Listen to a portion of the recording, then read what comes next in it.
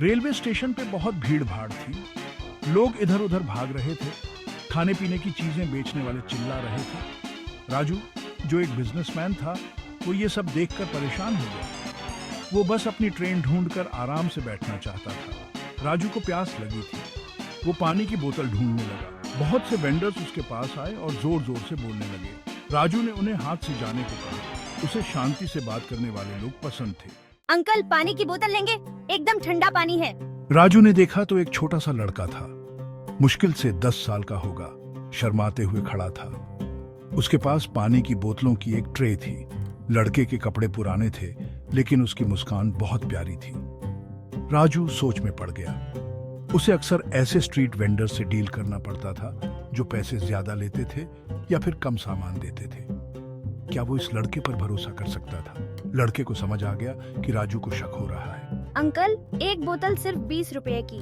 बहुत अच्छा प्राइस है, आप देख सकते हैं। राजू ने उस लड़के को परखने का फैसला किया। उसने अपना बटुआ निकाला और उसमें से 100 रुपए का नोट, जो उसके पास सबसे छोटा था, निकाला। मुझे एक बोतल दे दो, पर मेरे पास बस ये बड़ा वाला नोट है। क्या तुम उस दुकान से छुट्टे ला सकते हो?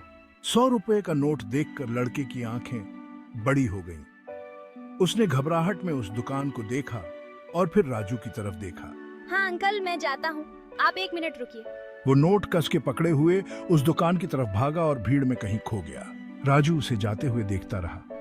उसके मन में शंका होने लगी। क्या उसने उस लड़के पर भरोसा करके गलती कर दी थी? अगर वो पैसे लेकर भाग गया तो? मिनट घंटों जैसे लग रहे थे। लोग राजू से टकराते हुए जा रहे थे, जिससे उसकी बेचैनी और रच रही थी। जब उसे पूरी तरह से शक होने लगा था, तभी उसने नीले रंग की एक शर्ट देखी जो उसे जानी पहचानी लगी। वो लड़का भीड़ में से रास्ता बनाता हुआ वापस आ रहा था। उसके चेहरे पे एक विजयी मुस्कान थी। लड़का राजू के सामने आकर रुका। उसकी सांसें थोड़ी तेज चल रही थीं। लीजिए अंकल, आपका पानी और आपके छुट्टे। राजू ने ध्यान से पैसे गिने। 80 रुपये पूरे थे, एक भी रुपया कम नहीं था। तुम वापस क्यों आए? राजू ने हैरानी से पूछा। इतनी भीड़ थी, तुम आसानी से पैसे लेकर भाग सकते थे। लड़के ने हैरानी से उसकी तरफ देखा। पर अंकल, ये तो गलत होगा। मेरी माँ हमेशा कहती है, ईमानदारी से कमाना किसी भी धन से बढ़कर होता है। राजू को खुद पर बहुत शर्म आ रही थी। उसने उस लड़के को गलत समझा था, उसके बारे में बुरा सोचा था। इस लड़के ने, जिसके पास खुद के लिए पूरे कपड़े भी नहीं थे, उसे ईमानदारी का असली मतलब समझाया था। राजू ने उस लड़के को धन्यवाद दिया। उसके मन में सम्मान की भावना उमड़ रही थी। जब वो ट्रेन में चौराच रहा था, तो वो उस घटना को भूल नहीं पा रहा था। लड़के की बातें उसके कानों में गूंज रही थी।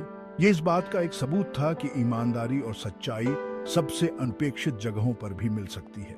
उसे एहसास हुआ कि एक बार भरोसा करने पर सबसे आम इंसान भी असाधारण ईमानदारी दिखा सकता है।